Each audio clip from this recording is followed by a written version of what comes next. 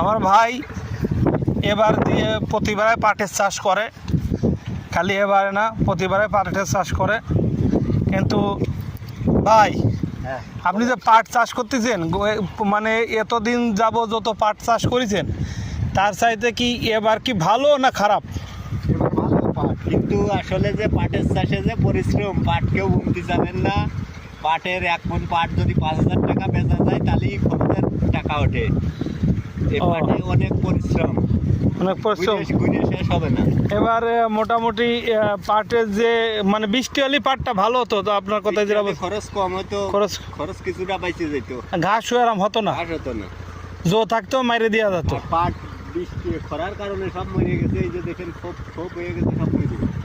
হ্যাঁ, আপনি কি সার দিছেন?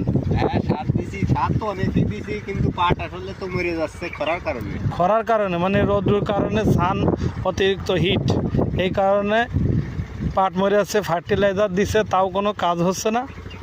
তা আপনারা তা যে পাটের যে খোপ আছে, এখানে আপনি কি পাটের চারা রোপণ করবেন নাকি?